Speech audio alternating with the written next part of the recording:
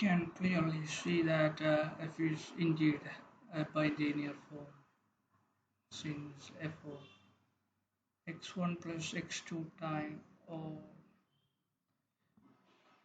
is equal to f t1 of x1 plus x2 times t2 of y. Since t1 is a linear transformation, we can write this as t1 of x1 plus t1 of x2 times t2 of y. Okay. By opening the bracket, we can see that it is same as t1 of x1 times t2 plus t1 of x2 times t2 of y. Similarly, we can prove it is indeed preserves that if there is a constant is multiplied before x1, same, and again we can see a constant multiplied. We can, since t1 is a linear transformation, we can take the constant outside. So it is clearly f is itself a bilinear transformation. So f of x comma y equals t1 of x times t2 of y is indeed a bilinear, symmetric bilinear form, and given t1 is a linear transformation from R3 to R. Thus, by rank nullity theorem, 3 equals image of t1 plus nullity. Well, can this image of t1 be 0? It is not possible, since if image of t1 is 0, then t1 is a 0 transformation, which will make it like f of x comma y is like something like 0 times t2 of xy, which is 0, which will make f of xy as a 0 symmetric bilinear form. But in the question it has been already stated that f is non-zero, therefore image of t1 cannot be 0. It should be greater than 0. So we got image of t1 to be greater than 0, and image of t1 can at most be 1. Thus we have nullity equals 3 minus 1, that equals 2. Similarly, nullity of t2 is also 2. We have t1 and t2 are different linear transformation with nullity equals 2 and image rank of t1 equals 1. So let the dimension, let the basis for R3 be like E1, E2, E3, need not be standard basis.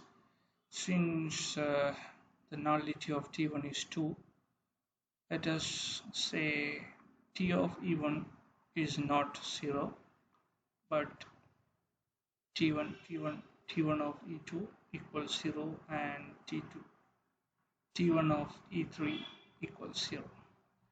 Let these be the basis which I have taken accordingly. Clearly this is non-zero. Similarly, we can create another basis, say B1, B2, B3, with T1 of, T2 of B1 not 0, and T2 of B2 equals T2 of B3 equals 0. So why are we doing this? It's like A symmetric bilinear form F, always represented by a matrix. The matrix representation is just like T1 of E1, T2 of B1, T1 of E1, T2 of B2, in such a way. It is a 3 by 3 matrix. We can see that the first entry, the 1 by 1 entry, is non-zero and all other entries are zero.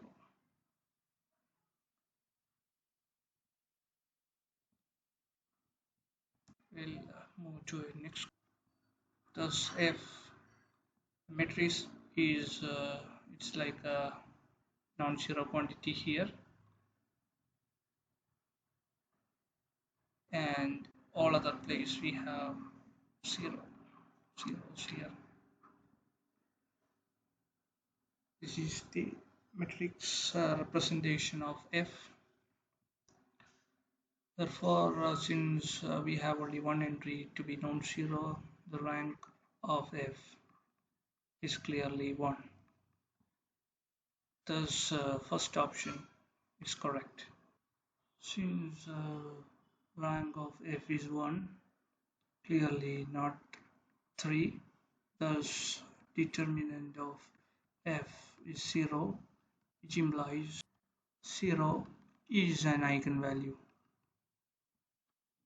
Thus, it is semi-positive or negative definite. So option 3 is also correct. Now option 2 says dimension of beta belongs to R3 such that f of alpha comma beta equals 0 for all alpha belongs to R3 is 2. What it means is that f of alpha comma beta equals 0 for all alpha belongs to R3. We have to find the dimension of beta belongs to R3 such that it satisfies this condition. F of alpha comma beta equals 0 implies T1 of alpha times T2 of beta equals 0, and it is for all alpha belongs to R3. We know T1 has image, the dimension of image of T1 is 1. So if we choose that subspace here, we will always have this as a non-zero quantity. So a non-zero quantity times T2 of B equals 0. Well, to find all such T2 of beta equals 0, we must have T2 of B equals 0. Thus, T2 of B equals 0, the dimension of T2 of B equals 0 is nothing other than the nullity of T2, which is equals 2. So option 2 is correct. Now option 4 says set of all alpha such that f of alpha comma alpha equals 0 is a subspace of dimension 2. We proceed same way. F of alpha comma alpha equals T1 of alpha times T2 of alpha equals 0. This will be equal to 0 only if either one among them is 0. We have taken like T of E2, T1 of E2 to be 0 and T1 of E3 equals 0 and T2 of B2 equals 0, T2 of B3 equals 0. Since it is just like alpha comma alpha, If any one of these two, E1 or B1, are equal, we get this condition.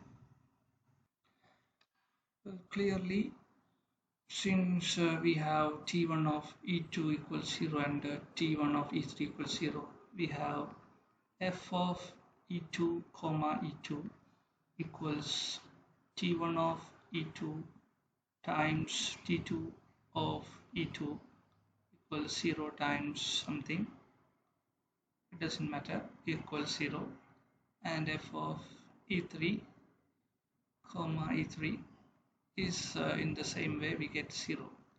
So we have at least the dimension of such alpha equals 2.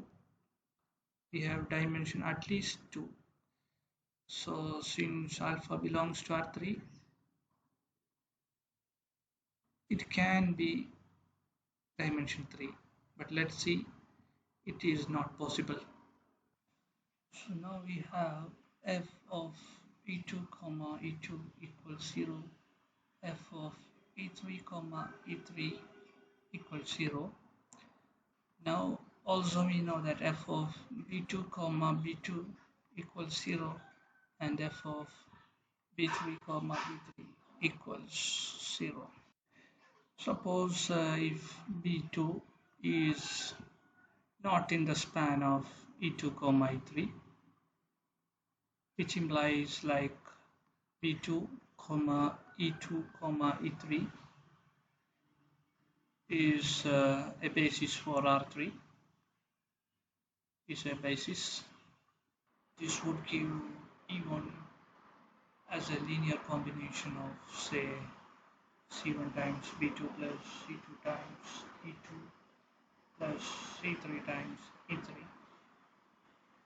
Then we have f of E1 comma B1. We know it is non-zero. Substituting the value of E1 as a linear combination, we get just like T1 of C1 times E2 plus C2, E2 plus C3, E3 times T2 of B1. Since T1 of E2 and T1 of E3 is equal to 0, we get like T1 of C1 B2 times T2 of B2. We know F is symmetric, thus this we can write just like f of c1 b2 comma b2. Well, there's been a mistake, it's a b1 here. Since f is symmetric, it can be also written just like f of b1 comma c1 b2, but this is equal to t1 of b1 times t2 of c1 b2, which is equal to 0. Thus we get a contradiction because once here we got it is assumption, the assumption we know it is not 0, and we have proved it is 0 if E1 was like a linear combination of E2, E2 and E3, which implies B2, E2 and E3 are not linearly independent, which means B2 lies in the linear combination of E2 and E3. Thus B2, similarly we can prove B3 also lies in the linear combination of E2 and E3. Thus such of all alphas such that f of alpha comma alpha equals 0 is of dimension 2. Either we can write it like E2 comma E3 is a basis for such alpha, or B2 comma B3. Thus we have the dimension of the fourth option. We have the dimension of such alphas to be 2. So fourth option is correct. Thus, in question number 73, all the four options 1, 2,